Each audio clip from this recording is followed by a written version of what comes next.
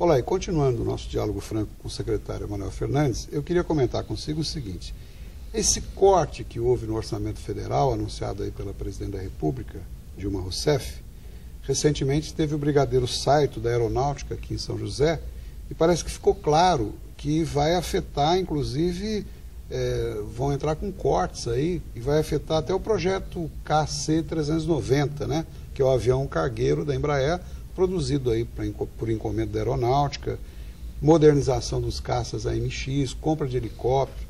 Isso poderia afetar, inclusive, o parque industrial da região, né, deputado? Como é que os senhores veem isso, essa posição federal? Olha, isso certamente vai afetar o parque, porque um dos grandes clientes, né, sobretudo no setor militar da Embraer, da indústria aeroespacial, é o governo, né, inegavelmente. Em qualquer país do mundo é desse jeito. Aliás, muitas das tecnologias foram desenvolvidas em função disso, compras governamentais. Demanda gerada pelo governo. Pelo governo, em função, obviamente, de objetivos estratégicos, no caso de guerras e tal. Então, há um certo desenvolvimento. E é uma pena que, felizmente nós não temos guerra, mas é uma pena que se corte essas demandas. Agora, o governo estava precisando da demonstração clara de austeridade fiscal, né? Foi assim que eles procuraram mostrar na questão do salário mínimo, e foi assim que eles estão procurando mostrar na condução do orçamento, né? Eu acredito que o governo está querendo dar um recado hiperrealista para evitar que a taxa de juros suba muito, que eles não tenham que ficar subindo, forçando a queda de demanda. Perca o controle da inflação também. Para não perder o controle da inflação. A inflação está com um certo pico, está próximo de 6, e é muito perigoso você perder o controle da inflação, porque você perde todos os ganhos, né? 6% anuais que o senhor está 6% anuais, Então, nós precisamos voltar ao centro da meta, que é 4,5%, que é a inflação, digamos assim, que eles chamam de inflação necessária. Né? Inflação necessária. Precisa ter um pouco de taxa de inflação para... eles dizem que é uma inflação necessária. Mas mais do que isso começa a ficar perigoso. E aí pode ter irresponsabilidade fiscal. Mas é uma pena realmente, né? Poderiam ter sido poupados os cortes na nossa área, mas espero que seja momentâneo só e que a gente retome aí o ritmo da economia que vinha tendo e obviamente, o reparelhamento das Forças Armadas. Há uma perspectiva aí de excesso de arrecadação. Se isso se confirmar, eventualmente esses cortes podem até voltar atrás, por exemplo, não acontecer. Mas no momento eu creio que eles quiseram mostrar austeridade. Secretário, e voltando aqui para a região um pouquinho, o PSDB já traçou uma estratégia para a sucessão, por exemplo, em São José dos Campos, que é a principal cidade da região. O prefeito Cury, o partido já escolheu um futuro sucessor, quem vai disputar. O senhor voltaria eventualmente? Como é que está a situação nesse particular? Olha, há bastante especulação, mas eu e Eduardo Cury, por exemplo, nós não discutimos ainda isso. Primeiro porque ele está na metade do seu segundo governo. Nós devemos ainda à população um monte de coisas, né? E você ficar tratando de futuro sem devolver o que você disse 2 anos atrás, eu acho que é uma irresponsabilidade. Agora, é óbvio também que intramuros, né, nos bastidores, como se diz, né, é preciso já olhar isso, porque nós não temos um candidato natural. Né? Eu hoje sou secretário, vou continuar sendo secretário. Nós devemos ter um candidato novo, né? Que nós não temos uma outra figura conhecida como eu e como o Eduardo Cury. O Eduardo Cury não pode, porque já foi reeleito. Então, intramuros, né? Uma coisa que vai ser muito própria, né? Nós devemos olhar. Agora, não devemos encurtar o mandato do Eduardo Cury. Não só em razão do respeito que o Eduardo Cury tem e merece ter, mas sobretudo em respeito ao que o eleitor decidiu, escolheu 2 anos atrás, que é os 4 anos.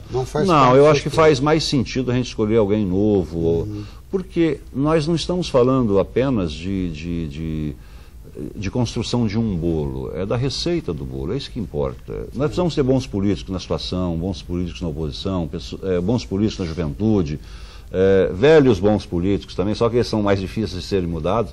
O que nós precisamos é pegar uma receita de bolo que faça com que a gente avance cada vez mais e faz parte disso uma sucessão geracional. Ainda nessa linha de raciocínio, o governador de São Paulo sempre foi e sempre será candidato potencial à presidência da República.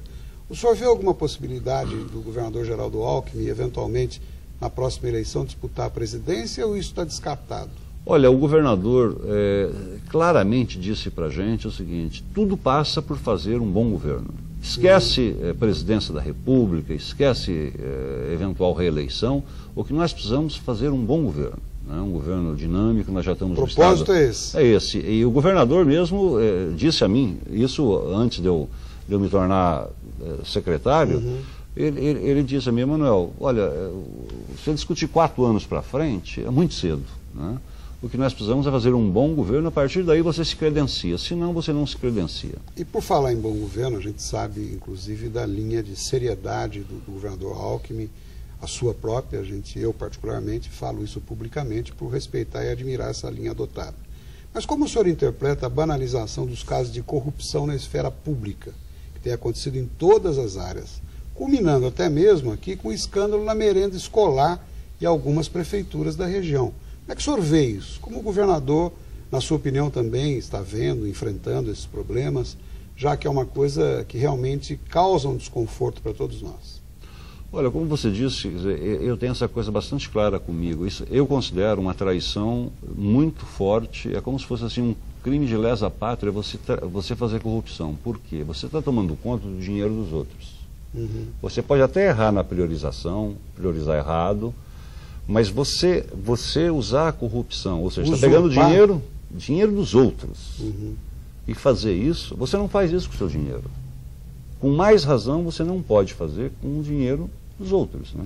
Então, é preciso ser bastante severo, né?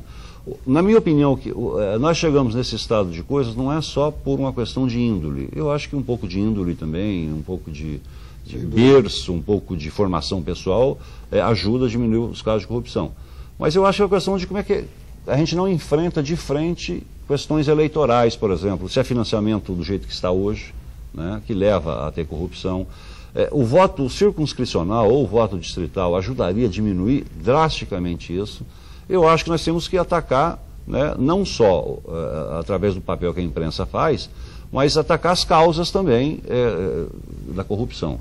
Agora, pessoas que não serão corruptas, elas não serão corruptas, né? Então, pessoas que têm isso como imperativo categórico. Eu tenho isso, por exemplo, como imperativo categórico. O senhor, inclusive, comentava comigo que o próprio governador disse que... Qual a expressão que o senhor usou? O governador não é pessoa física. O governo é pessoa jurídica. Você não é... Por exemplo, você tem que ter bastante cuidado, né, no caráter impessoal. Por exemplo, o governador, ele foi bastante claro quando ele disse: olha, ninguém está acima de ser fiscalizado, de ser investigado, né? Quando acusaram que pessoa jurídica, governador não tem parente, não tem amigo. Exato. Né? O governador é bastante claro, e isso ele é um grande professor para nós todos, né? Governo é governo. As pessoas são as pessoas. O governo tem que tomar conta de pessoas. Cada um responde pelos seus atos. Cada um responde pelos seus atos. Mas isso que o senhor falou, eu acho que a impunidade também levou a essa banalização, né? Porque as consequências, quase tudo vira pizza. Olha o mensalão aí no governo federal, o que aconteceu. Esse não é um problema grave também no contexto? O que eu estava falando é que se considera essa ética 2 de campanha, se considera isso como uma coisa normal. Isso não é normal. Porque você tirar recurso público, não importa se é para a campanha, não é para o seu bolso, nem nada. Você está traindo uma pessoa que lhe confiou o dinheiro. Bem, e aí, como se tem essa ética 2, então...